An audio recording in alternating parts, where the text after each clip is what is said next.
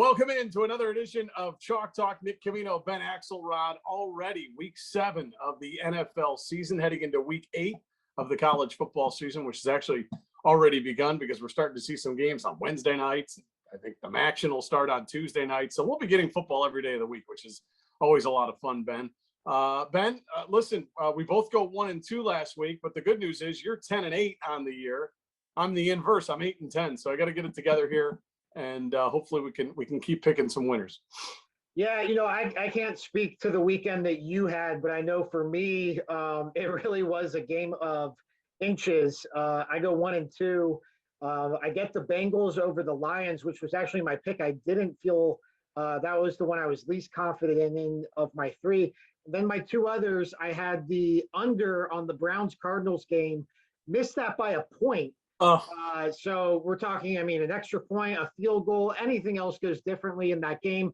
The Cardinals had a late touchdown to get the over just barely. So missed the my first total of the season by a point, and then lose the Vikings-Panthers game, which went into overtime.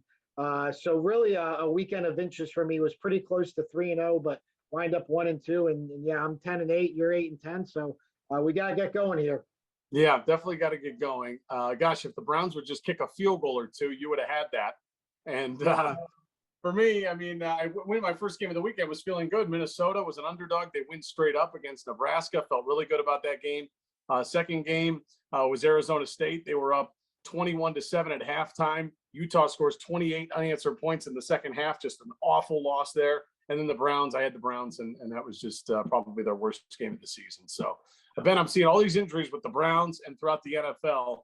I'm starting to wonder if this 18 weeks and 17 games was a good idea for the NFL. I don't know. Yeah, and especially for a team like the Browns, their bye week doesn't come until early December. And this is really the point in the year. Those first 4 or 5 weeks of the NFL, I think, are pretty straightforward. Obviously, you don't want to overreact too much to week 1. You kind of start to take things into account, around week 3. But now we're at the point where you're right. Injuries coming into play. We have some starting quarterbacks out now, and bye weeks, dealing with, teams coming off of bye weeks, teams heading into bye weeks, the London games, things of that nature. So this is the part of the NFL season where you really have to be on kind of your P's and Q's. All right. So the show is Chalk Talk. We look at football through the lens that is sports betting. All of it for entertainment purposes only. It's picking college games or college sides, NFL games or NFL sides. No totals this week for us. We're back to just picking sides. I have yet to take a total yet, which is kind of surprising. I should probably do that. I think there's some value sometimes in that with college. You start to see some outrageous numbers. So maybe that's something we'll look at. But Ben, we'll get it started. 1 college game for me this week, 2 NFL games. And I think the theme this week, despite my first pick, the theme this week is underdogs. I think that's kind of what I saw from you and me a little bit. So here we go. My first pick is in college, and it's going to be the one favorite that I take. It's going to be the UCLA Bruins -2.5 at the Rose Bowl against Oregon. This is Chip Kelly's best team by far since he took over. They do have not a bad loss, but kind of a head-scratching loss to Fresno State earlier in the year. But they really seem to have gotten it together. They've really put themselves in the driver's seat, especially if they can win this game in terms of the Pac-12. They're not going to make the playoff or anything, but they could really, put themselves in position to go play in the Pac-12 title game, which would say a lot with what Chip Kelly took over when he did. I think he's finally getting his guys in the system. And Dorian Thompson-Robinson, their quarterback, DTR, everybody calls him. He's the best player on the field in this game. Oregon, ever since they beat Ohio State, just does not look right. They've had injuries rack up. Their quarterback, Anthony Brown, is a little bit hurt. CJ Verdell, their starting tailback, is out. They've had injuries mount up. They lose to Stanford. They barely beat Cal last week as a 2-touchdown favorite. They had to win that game at the last second at home. So something just doesn't look right with this team. And on the contrary, I think Chip Kelly's starting to get it going with UCLA a little bit. So I'm going to take UCLA -2.5, and I think they win this game by a touchdown. Yeah, and this is obviously Chip Kelly facing his former team, the school that he, really rose to prominence with, and before heading to the Eagles and the 49ers before coming back to the college ranks with UCLA. So I think this is a game where the storyline writes itself. I'm with you on the Ducks. They were so impressive against Ohio State there in week 2, but I think especially losing CJ Verdell. CJ Verdell looked like a Heisman candidate the way he was running all over the Buckeyes. Ever since they lost him, something's not right. I think they're 10th in the country right now, and still at the point where we're waiting for those college football playoff standings. But I think Oregon right now, they're 10th. Ohio State's 5th. Both teams only have one loss. So I think it's kind of interesting that Ohio State, despite losing head-to-head to Oregon, is ranked pretty significantly higher than the Ducks. Yeah. I used to be of the mind that Ohio State was going to need Oregon to lose again just to get them to 2 losses so that Ohio State could guarantee themselves being ahead of Oregon. But I think we're at a point here now where Ohio State, if they can run the table in the Big Ten, they're probably sitting pretty for that college football playoff. And in terms of college football playoff, Ben, I think the Pac-12 and possibly the Big 12, if Oklahoma was to lose, those teams could work themselves out of it. And that's where you see a scenario of Ohio State or 2 SEC teams or a Cincinnati. I think we'll see on that. All right, so your first pick of the weekend, you're right into the NFL, right? Yeah, and you mentioned underdogs. It was interesting looking last week at this NFL schedule. I really just liked a lot of favorites, and it was one of those weeks where I was going through the lines and picking my games for WKYC, and I was like, man, I'm picking a lot of favorites, but there just wasn't many underdogs who stood out to me. This week it feels like the opposite. I was going through these lines, and I liked a lot of these underdogs. I liked some of these underdogs straight up. So I've got 3 underdogs for you, and I'm going to start with the Cincinnati Bengals +6 at the Baltimore Ravens. Look, the Ravens look like, from a record standpoint, arguably the best team in football, just behind the Arizona Cardinals. But I think you go across the schedule for these Ravens. Obviously, they're coming off a big win over the Los Angeles Chargers, their most convincing win of the season. This is a team that should have lost to the Detroit Lions, could have lost to the Kansas City Chiefs, could have lost to the Indianapolis Colts. I mean, this is as about a flimsy of a 5-1 record as I can remember in the NFL. And then conversely, I think this Bengals team is really good. I think what they have going on offense with Joe Burrow, Jamar Chase, T. Higgins, Tyler Boyd, that's about as good of a quarterback wide receiver group as you're going to find in the NFL. Defensively, they have some pieces. Joe Mixon, they have him going in the running game. I just think this is a Bengals team that is really clicking. That was a spot where a lot of people were expecting a letdown against the Lions. They come out, they blow the doors off Detroit. This is not one I like outright. This is one where I like the 6 points, but I just think a division game getting 6 points here. Yep. And we'll see if the Ravens can keep the momentum going. But even though, like I said, the Ravens coming off a big blowout over the Chargers, it is so hard to blow teams out week in and week out in the NFL. This just feels like a classic AFC North, slugfest.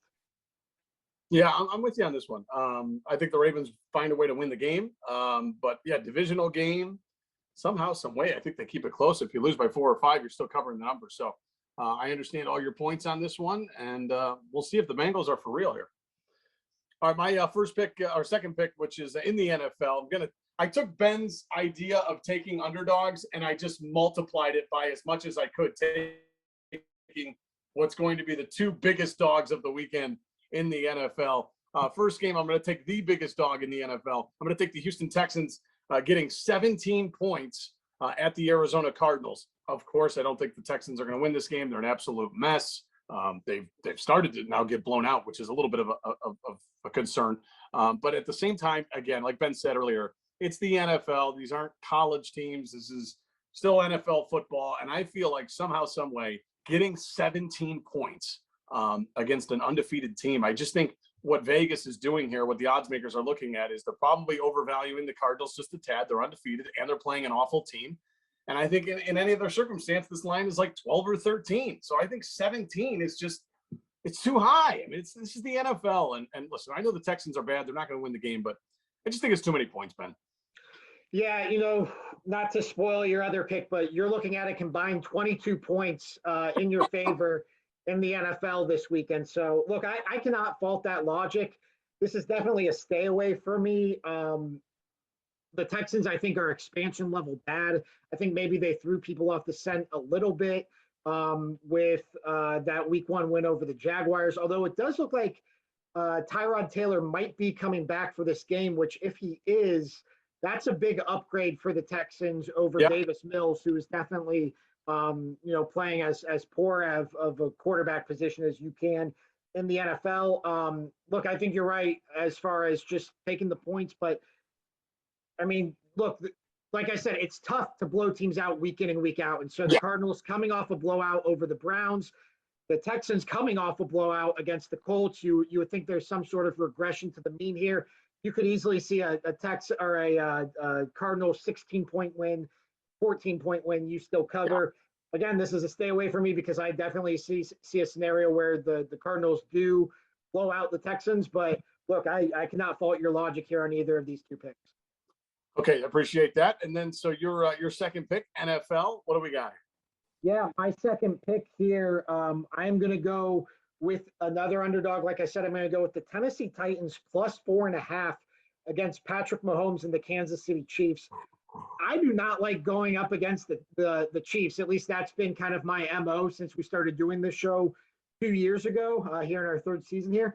But something is off with this Chiefs team, and it's not just on defense where they're definitely susceptible on defense, but Patrick Mahomes has already thrown more interceptions this season than he did all of last season. We're only 6 weeks into this thing. Some of those have been on dropped balls. Some of them have been a little fluky, but even last week where it seemed like they kind of got on track against Washington, I think you still saw, just something not clicking. Definitely something where I wouldn't, obviously from a talent standpoint, the Chiefs are right there with the top teams in the NFL, but just from a pure performance standpoint, I don't know if you could say that.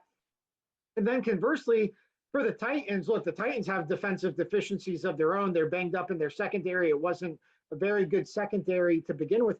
But I do think they have the horses here to hang with the Chiefs just from an offensive standpoint.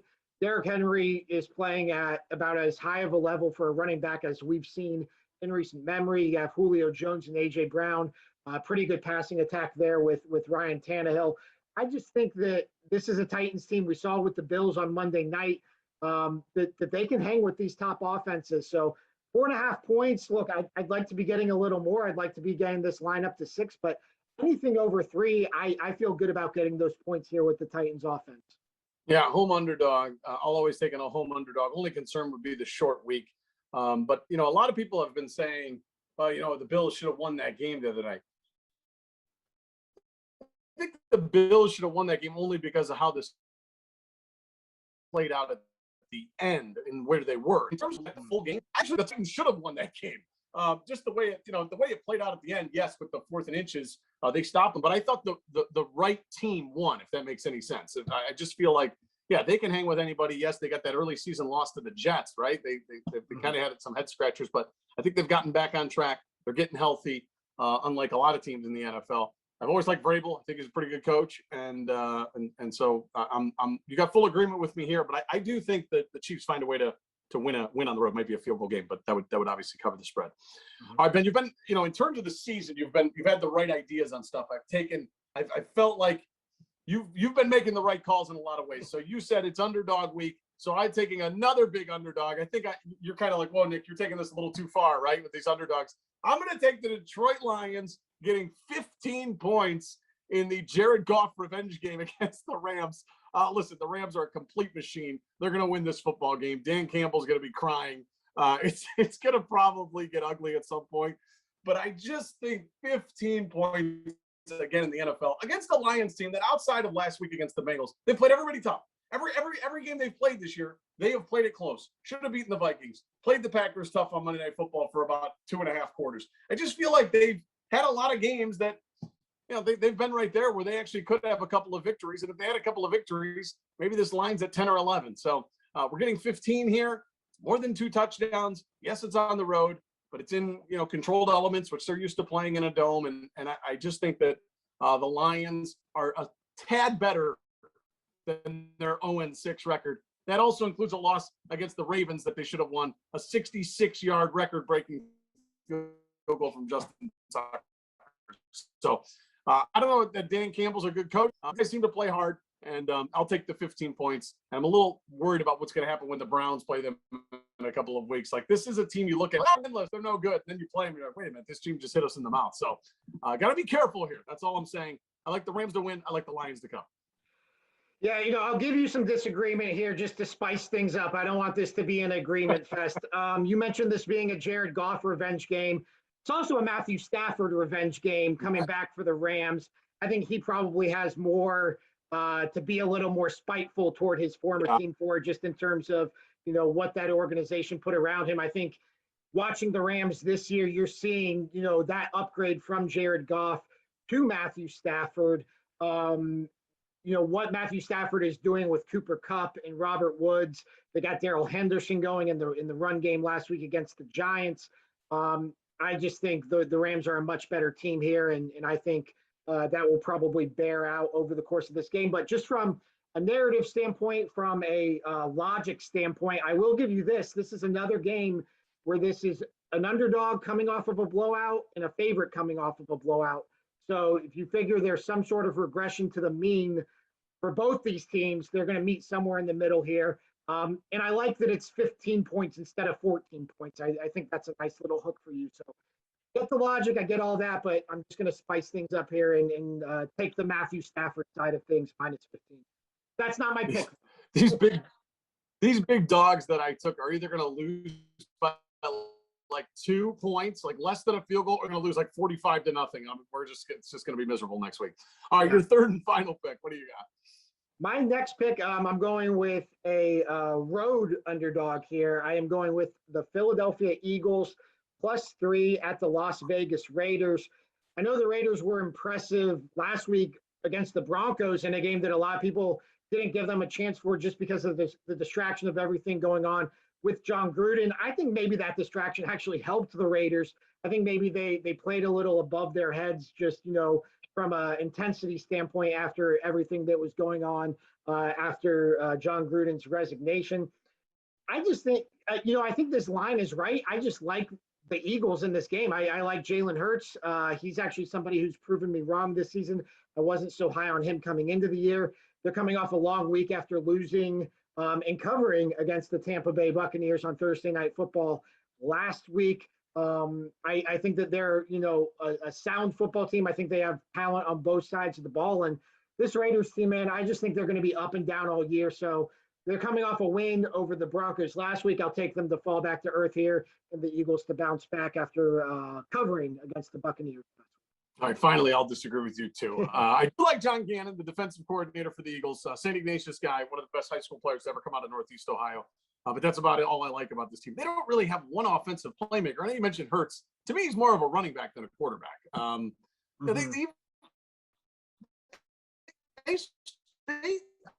Somehow, some way, they covered that game against the Patriots on Thursday Night Football. But I mean, anyone that watched that game, it looked like Brady and the Eagles are that good.